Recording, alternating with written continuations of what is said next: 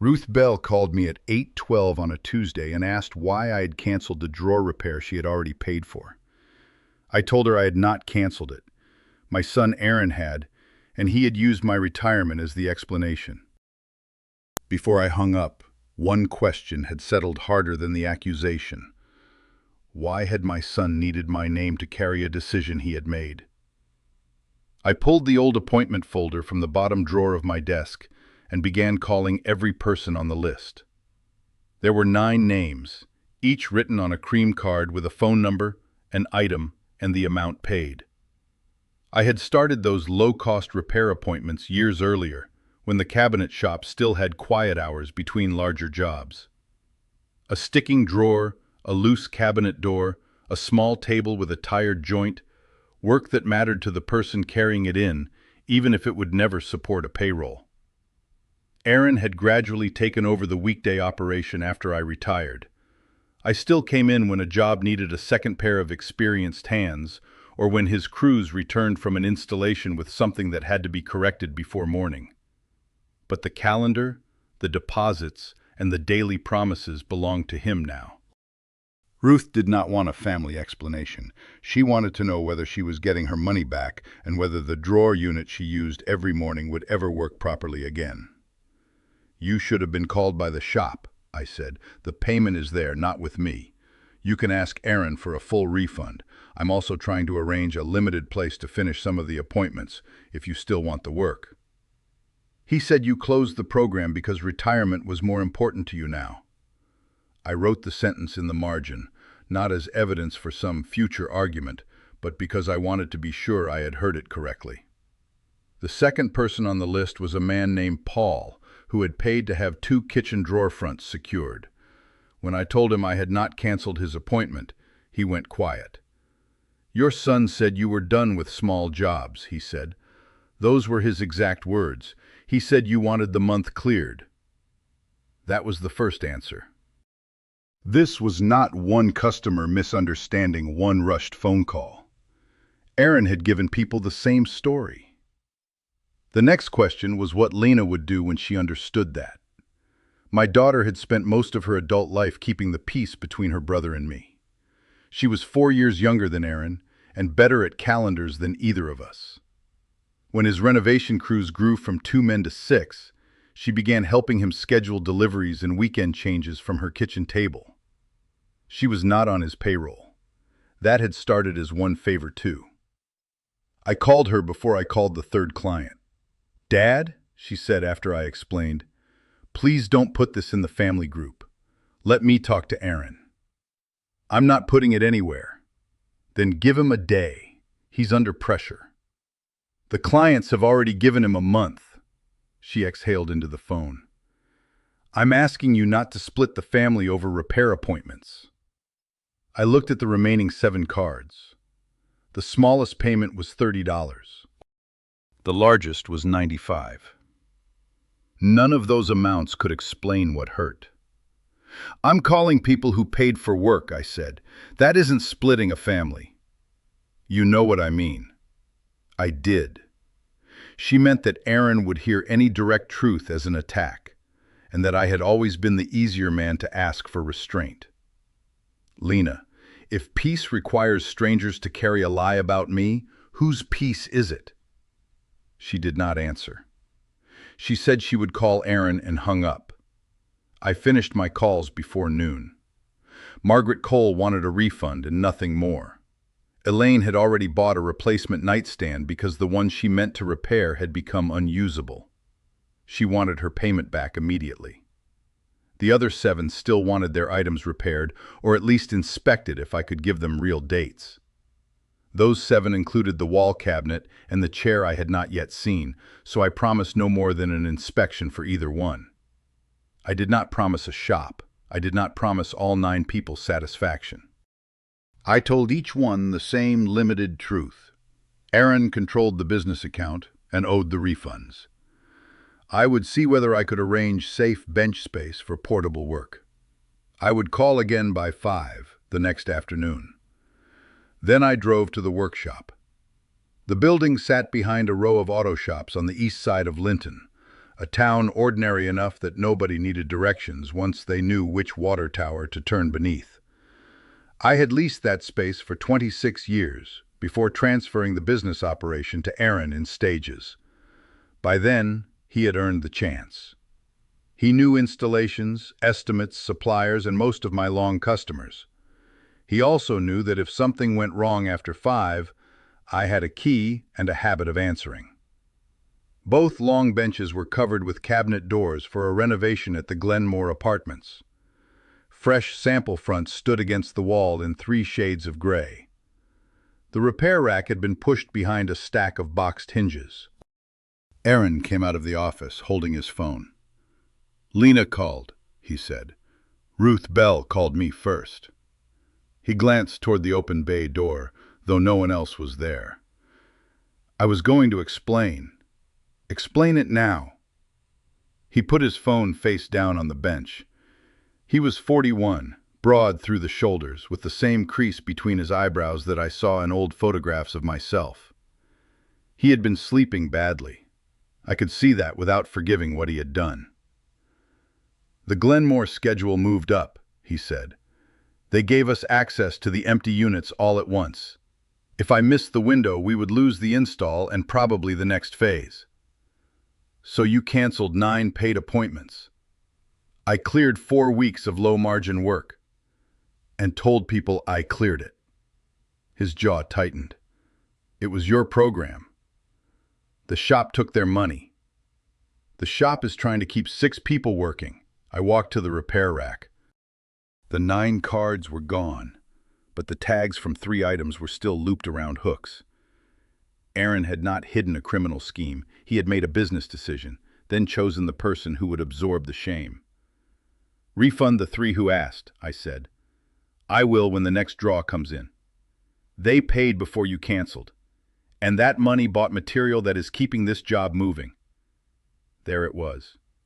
Not greed in a clean suit, but fear with an invoice attached. The renovation contract was larger than anything Aaron had managed alone. Materials were already cut. His crews needed hours. He could see the quarter ending badly if the project slipped. I understood the pressure, because I had known it myself. What I did not accept was the arithmetic that put another person's name in the loss column. "You told them I decided this." "You're retired, Dad. It was believable." The answer was so plain that neither of us spoke for a moment. "That is not the same as true. I needed 1 month. I figured after Glenmore, you and I could clear the small work in a couple evenings. You figured I would repair the work in the story?" He spread his hands.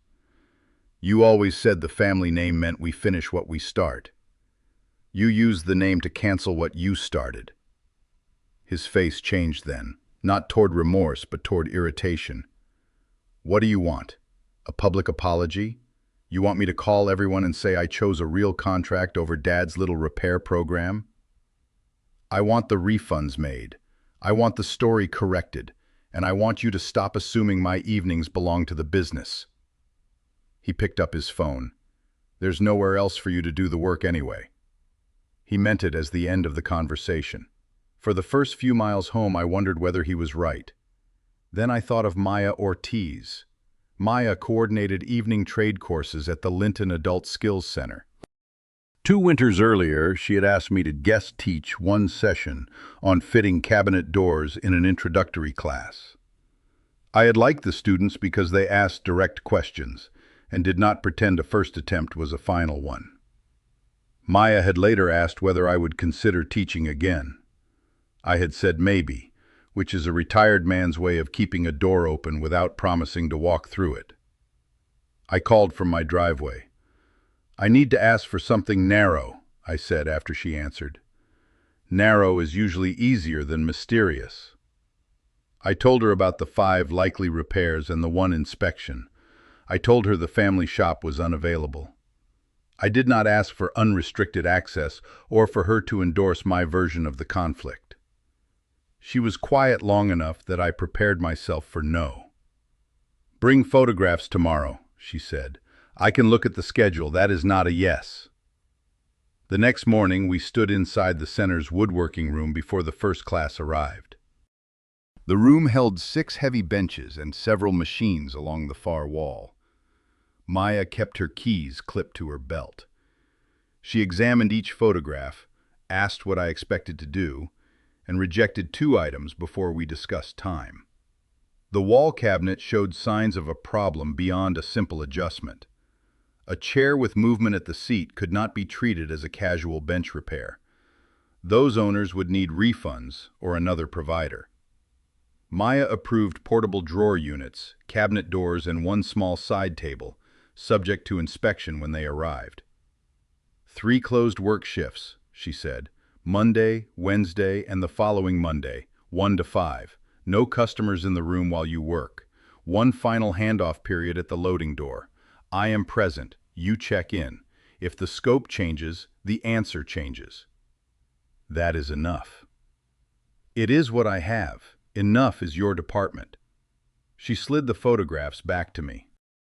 As we walked toward the office, she said the center would post a paid fundamentals vacancy later that season. The course used prepared new material, not outside repairs. Students paid through the center. Projects were approved in advance. This is separate, she said. I am not offering you a reward for having family trouble. Good. Think about it anyway. Nothing about the center rescued me. Maya did not grant me authority. She gave me 3 supervised blocks in a room she controlled, and she could close them if I ignored the limits. That was useful because it required me to stop speaking as if willingness could solve every practical problem. I called the clients again that afternoon. The wall cabinet owner accepted a refund. The chair owner did too, though he was disappointed. Margaret was still waiting for the refund she had requested on my first call. Elaine needed hers immediately because she had already replaced her nightstand. Aaron had issued none of the 4. I called him from my desk. 4 refunds need to go out. I said I'm handling it. When? Friday. Tell them Friday yourself. I don't have time to call 9 people. There are 4 refund calls. He was silent. Then he said, send me the names. You have them. I did not read the cards to him. That was not because I was protecting evidence. It was because locating the people he owed was part of the work. Elaine could not wait until Friday. She had used money set aside for groceries to buy the replacement. I gave her back what she had paid, from my own account, and told Aaron in writing that it was the 1 reimbursement I would advance. I would not become a second refund account for the shop. That cost me $70. The larger cost was admitting I could not make every canceled promise whole simply because my name had been used. 4 repair items were clearly within the center's limits. Ruth's drawer unit was the 5th, but its damaged inner guide might require a fitted replacement that the borrowed room could not produce under our agreement. I told her that before she brought it. If you can only inspect it, she said. I would rather hear no while I am standing there than yes from someone who disappears. On Monday, Maya opened the loading door at 12:45. Clients arrived in assigned 10-minute windows, left their items, and went home. Nobody stayed to watch. There was no gathering, no speech, and no sign carrying my family name. By 1:15, the door was locked, and the first shift had become what work usually becomes when nobody is performing it. Surfaces, fit, pressure, waiting, and decisions. Paul's 2 drawer fronts needed careful attention but no drama. A small side table needed time after the joint was secured, which meant it would not be ready that day. Another drawer box moved badly because years of wear had changed the fit. I could improve it within the allowed scope, but I could not promise perfection. At 2:30, I called the table owner. It needs to remain here through Wednesday, I said. That is what the first appointment was supposed to avoid. I know. Are you going to cancel Wednesday too? The question stung because it was reasonable. No, if the schedule changes, I will call before you have to ask. Right now, pickup is Wednesday at 4:20. Maya was standing 6 feet away, looking over another bench. She did not smile or nod. She simply heard me make a commitment inside the time she had actually granted. 2 items were ready by 4. The table was not. After I checked out and the work area closed, the owner of the worn drawer box collected it during a 5-minute loading door handoff with Maya present. Paul's drawer front stayed for the Wednesday fit check. Then I made 3 update calls from the parking lot. During the last call, the owner said, "Aaron told me you had stopped caring about these little jobs." I rested my hand on the steering wheel. "I did not stop caring," I said, "but I am going to be accurate about what I can finish." "He made it sound like you walked away." "I am here today. That is what I can answer for." I did not ask her to repeat the sentence to anyone. I did not collect declarations. I went home, tired in the ordinary way, with glue on one cuff and a $70 subtraction in my checking account. The next evening, Lena came to my porch. She had a laptop bag over one shoulder and 2 phones in her hand. One belonged to her. The other was the cheap business phone Aaron gave her for crew messages. "He says you're calling customers and making him look dishonest," she said. "I am calling customers because their appointments were canceled. He says the renovation is holding the shop together." "It may be." That answer unsettled her more than if I had attacked him. "Then why are you doing this now?" "Because pressure explains his choice. It does not make the choice mine." She sat on the porch step. "I don't know what you want me to do." One pickup shift. Her head came up. "You want me to work for you against him?" "I want a clerk from 4 to 5:30 on Wednesday. People arrive 20 minutes apart. Maya will not let them into the room. I will still be closing work when the first one comes." "And what happens when they start telling me stories about Aaron?" "You listen to what they need for pickup. You do not argue for me." "You're asking me to choose. I'm asking you to see." She looked down at Aaron's business phone. Messages were stacking on the screen. "One shift," she said. "It does not mean I am taking your side." "Then don't call it that." Wednesday's work was different from Monday's because the clock ended in people arriving. I checked the table first. It was ready. Paul's drawer fronts were ready. A narrow cabinet door needed one final adjustment that remained inside the approved work. At 3:40, a former client called asking whether she could bring in a jewelry box since I had found another place. I said no.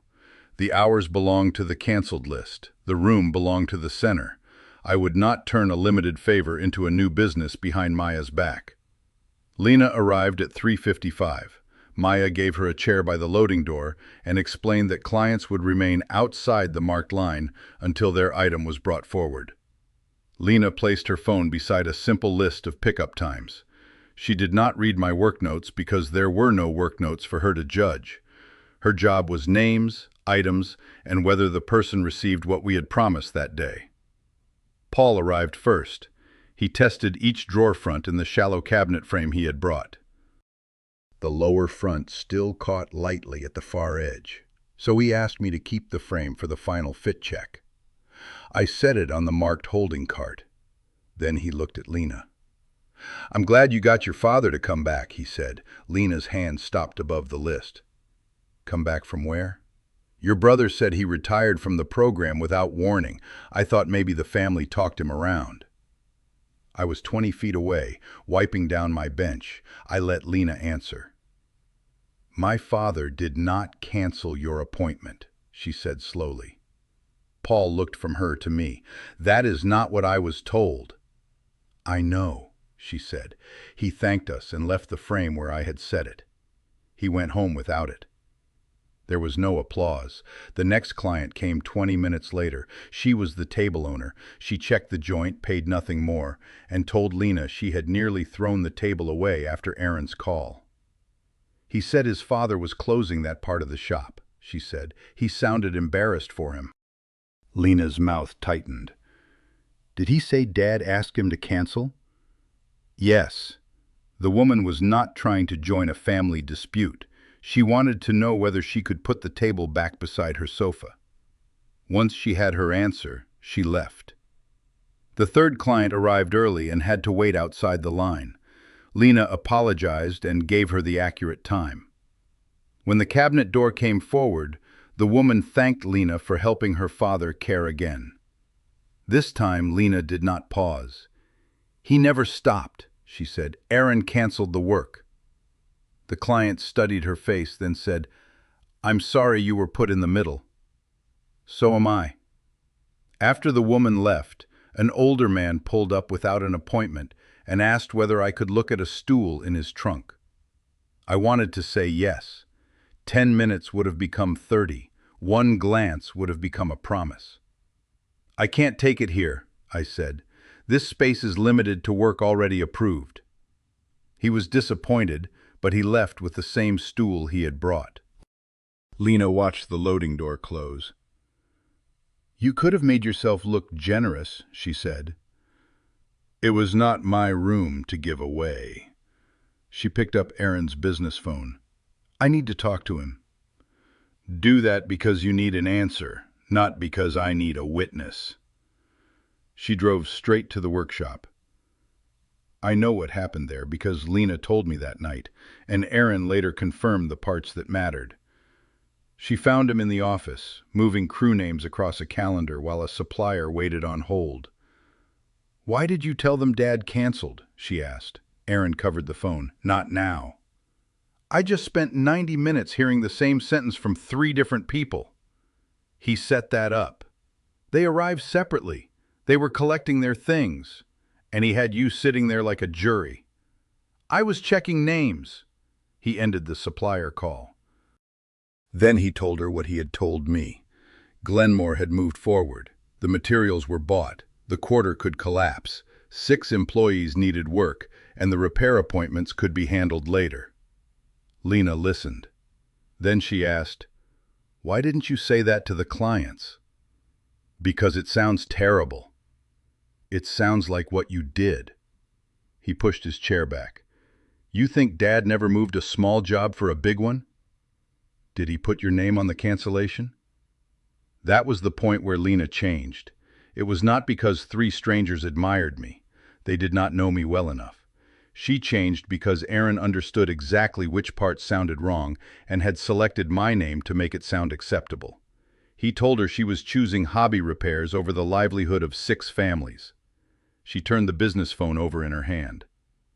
"I'm not scheduling the weekend changes anymore," she said. "You can't quit this week." "I was never hired." "You know the crews." "Then you should have paid attention when I kept making them fit." She did not erase anything. She finished the changes she had already sent and told him where the open conflicts were. She refused the next set. Before she left, she gave him the date and time of the final handoff at the Skills Center. "Dad says one job may need your shop," she said. Aaron leaned back in his chair. "So, after all this, he still needs me. The customer needs the shop that took her payment." That night, Aaron called me. "Lena says you recruited her. She clerked 1 pickup shift. She just walked out on my schedule. She stopped doing unpaid work. You planned this. I asked her for 90 minutes because I needed help at the door." He changed direction, the way people do when one accusation will not hold. "I have 2 cabinet doors that need correction before the Glenmore inspection. If you can use the center, take them Monday. We clear my problem, I clear yours." "No, you haven't even seen them." "They are not on Maya's approved list, and your renovation is not my problem to trade. You're proving a point while I'm trying to run a company. I am finishing the list you canceled. Using my clients. They became your clients when the shop took their payments." He hung up. The third closed shift began the following Monday. By then, 4 approved repairs were either complete or ready for final pickup. Ruth's drawer unit remained. When she had dropped it off, I saw that the inner guide had split along an old repair. A proper replacement needed a fitted piece I could not produce under the center's limits. I could stabilize what was there long enough to inspect the rest, but I could not honestly call the job finished. At 2, I called Ruth. "I can return it as it is and make sure you receive a refund," I said. "Or Aaron can accept it back at the family shop and make the replacement. I cannot promise he will." "Will he be at the handoff?" "He has the time. I am asking him today. Then I will come." Maya heard my side of the call. Afterward, she said, "You understand that the item leaves here at the handoff whether he takes it or not?" "I do." "You are not storing a family disagreement in my room." "I won't." That sentence clarified the choice. If Aaron refused, Ruth's item went home unfinished with a refund due. I could not keep it as leverage. The center could not hold it until my son became a better man. Aaron arrived at the loading area at 3:20, before clients were present. He had photographs of his 2 defective renovation doors on his phone. "10 minutes each for you," he said. "That is all they need. Then you can give them 20 minutes. I have crews in 3 buildings. And I have Ruth's drawer unit." I showed him the failed guide and explained only what he needed to understand the obligation. The family shop could produce the fitted piece. The borrowed room could not. "You want me to take a $95 repair while a 6-figure contract is in trouble?" "I want you to answer the customer whose work you canceled." "Refunder. The shop owes that refund. She still prefers the repair." He looked toward Maya's office. "So this is where you make me confess?" "No. I am asking you now, with nobody else here, at Thursday's handoff, take the unit and give Ruth a date under your name. Or tell her you will not." "And if I do?"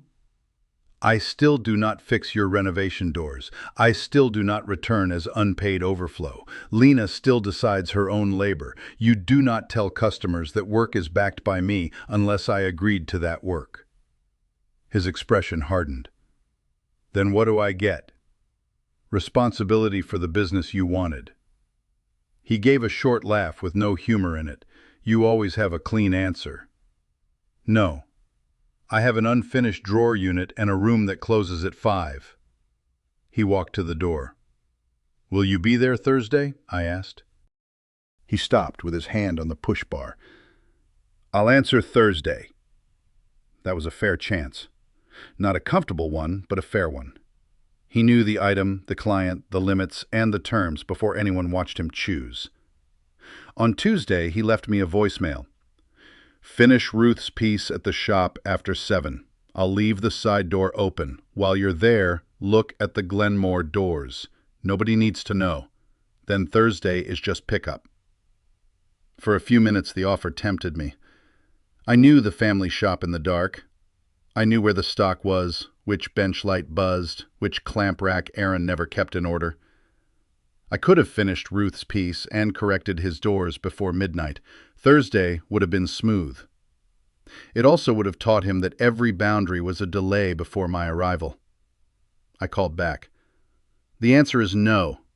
Thursday, you take Ruth's job under your own name, or you refuse it honestly. You'd rather embarrass me. I gave you the choice in private, and Lena?" "Her decision is hers." He did not answer. Later that evening, he sent a message. "I'll be there. Keep the unit packed." Maya approved exactly 2 clients for the final handoff. Paul would collect 1 completed piece he had left for a final fit check. Ruth would receive either a new commitment from Aaron or her unfinished unit back. There would be no other clients, no class, and no audience assembled for a family reckoning. Lena asked whether I wanted her there. "Only if you have something of your own to say," I told her. "I do." Thursday arrived cold and clear. I packed Ruth's drawer unit in a moving blanket and set it on a low cart by the loading door. Paul's cabinet frame stood beside it. Paul came first. He tested the fit, thanked me, and carried the frame to his truck. He did not know he had been invited as a witness. He had not. His pickup simply belonged to that final hour. Ruth arrived 5 minutes later. Lena stood near the wall. Maya remained inside the marked boundary with the center keys on her belt. Aaron was late by 6 minutes. He came through the outer door wearing his work jacket, with dust on one sleeve and his phone in his hand. He saw Ruth, then the cart. "We can talk outside," he said to me. "We already did." Ruth stepped forward. "I need to know whether I am taking that home." Aaron looked at her, not at me. "It needs a part. Your father told me. I can probably fit it next week." I put both hands on the cart handle. "Probably is not a date." He turned toward me. "Do you want me to do the work, or do you want to direct me?" "I want you to choose it." I rolled the cart across the line between us. "Take custody of Ruth's unit under your name and give her a date you will keep, or tell her you will not take it." For several seconds, nobody spoke. The silence was not a trap. Aaron could have refused. Ruth would have taken the unit and pursued her refund. I would have disliked his choice, but the path was clear. Lena broke the silence, not to tell him what to say, but to state her own terms. "I am not scheduling your cruise anymore," she said. "I finished the changes I had already sent. I will not keep making hidden work fit." Aaron stared at her. "You're doing this here?" "I told you at the shop." He looked at Maya, perhaps hoping she would clear the room or declare the conversation improper. She said nothing. It was her loading door, but not her decision. Ruth touched the edge of the moving blanket. "Mr. Hale, I don't need your family settled," she said. "I need to know who has my job." Aaron lowered his phone. "I do," he said. He took the cart handle from me. Then he faced Ruth. "I moved the repair appointments because the Glenmore renovation came forward," he said. "My father did not cancel yours. I told you he did because I thought he would help me clear them later." His voice did not become grand. Nobody gasped. Ruth only asked, "When will you return it?" Aaron looked at the unit again. This time he measured the commitment before giving it. "Next Wednesday by 5. If that changes, I call you before Wednesday." "All right." He wheeled the cart toward his truck himself. Before he reached the outer door, he stopped. "Can I still say the shop uses Hale methods?" It was the wrong question, but it was closer to the right subject than he had been a week earlier. "You can say what your shop does," I told him. "You cannot tell people my labor or approval stands behind a job unless I agreed to it." "For how long?" "Until trust is built by what happens next." He nodded once and pushed the cart outside. There was no victory noise after the door closed. Lena sat in the chair she had used during pickup and covered her face with both hands. "He is going to hate us," she said. "He may. Do you think I should have waited? Would waiting have changed your decision?" She shook her head. "Then it would only have hidden it." Maya reminded us that the handoff period ended at 5. That practical sentence helped. We folded the moving blanket Aaron had left behind, cleared the loading area, and turned the room back into the center space. The consequence appeared the next morning without anyone announcing it. Aaron had 3 crew conflicts Lena would once have untangled before breakfast. He called the crew leaders himself. One installation moved to Saturday. He corrected the 2 Glenmore doors without me. The inspection did not vanish, and neither did the deadline. He had to decide which work moved because the invisible hours he had counted on were no longer available. He also resolved all 4 refund appointments without asking Lena or me to make the calls. He paid Margaret, the wall cabinet owner, and the chair owner from the business account. Then he transferred $70 back to me for the refund I had advanced to Elaine. The loss of my name became visible in a smaller way that afternoon. A contractor named Wes, who had sent cabinet work to us for years, called my house and asked whether I was still checking Aaron's installations. "No," I said. "If Aaron quoted the work, ask him what review his shop provides." Wes waited, perhaps expecting me to soften the answer. "Did something happen between you?" "Something changed in how I lend my time and my name." "Should I be worried about the work?" "I would not damage Aaron by pretending knowledge I did not have." "Judge the work he shows you. I am only telling you not to treat my approval as part of a job unless you hear it from me. That call did not destroy Aaron's reputation. It required him to carry it. When Wes later asked about a proposal, Aaron had to describe his own checking process instead of saying, "Dad looks over the difficult ones." He still had skill, employees, and a functioning business. What he no longer had was an invisible guarantee he could mention before consulting the guarantor. Lena's absence showed up just as plainly. On Friday, Aaron sent her a photograph of 3 crew names on a scrap of cardboard with the message, "Can you make this work?" She showed it to me without answering.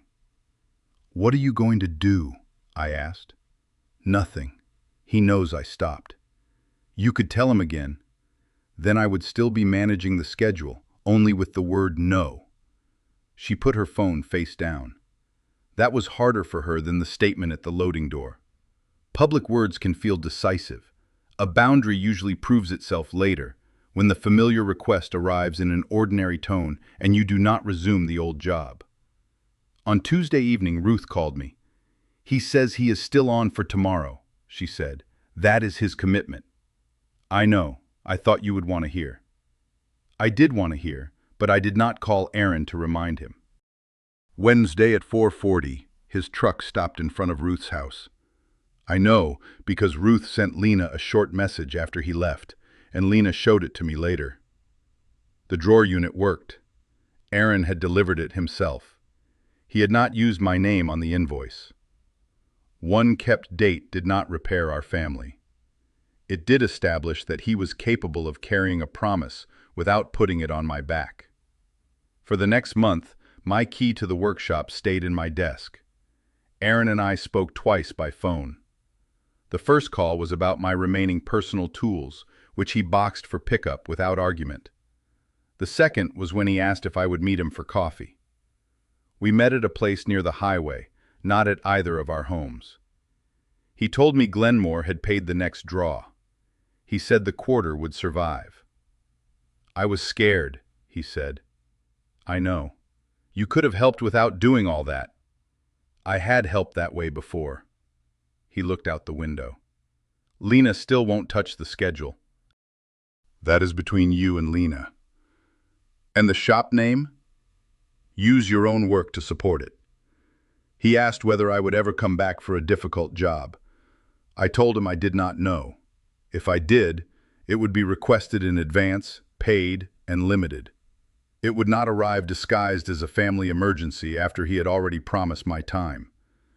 He did not like the answer. He did not walk out either. That was the narrow path we had. Coffee, direct questions, no borrowed labor, no instant forgiveness. 6 weeks after the handoff, Maya called to say the fundamentals vacancy had been approved. It was 2 evenings a month for 8 weeks, 6 adult students, prepared stock, 1 new drawer box as the central exercise. The center handled enrollment and payment. Outside repair items were not accepted. "Are you still interested?" she asked. I thought about the difference between being needed and being assigned. "Yes," I said. "Send me the terms." The terms mattered. They listed the hours, the rate, the class size, and who approved materials. If a student needed extra time, the center scheduled it. If Maya asked me to add a night, I could accept or decline before it appeared on a calendar. The arrangement was less warm than a family favor, and far kinder than an obligation nobody had named. The first evening, every student arrived with a different reason. One wanted to build cabinets in a laundry room someday. One had inherited tools and did not trust himself to use them. A woman named Denise wanted to understand why drawers went crooked, because she was tired of being told the answer was too technical. Lena enrolled and paid the same fee as everyone else. "You could have asked me at home," I told her when I saw her name on Maya's list. "At home, I would become your helper. And here? Here I am the student who is already behind." She was not behind.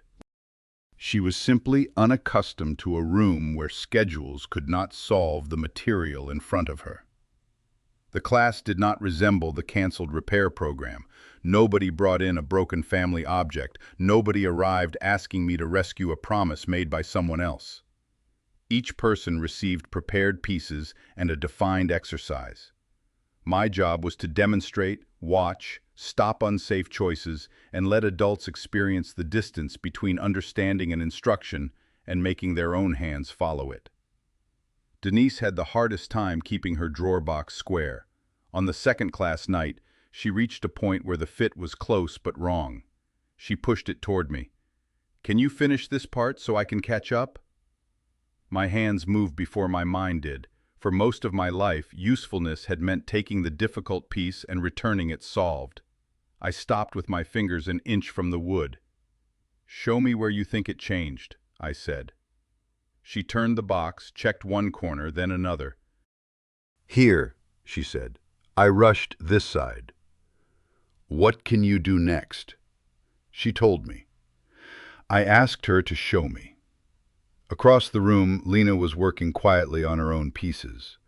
Maya stood near the tool cabinet, watching all 6 students rather than rescuing any one of us.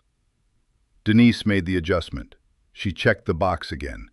It was not flawless, but it was hers, and it worked. She wrote her name on the underside, then looked at me. "You knew how to fix it." "Yes." "And you were going to let me struggle?" "I was going to let you finish." She smiled, not because the sentence carried a lesson, but because the drawer moved when she tested it. At the end of the night, she set the new box on the completed bench. It stood in a room where no broken item had been waiting, made by hands that had not needed mine to take over.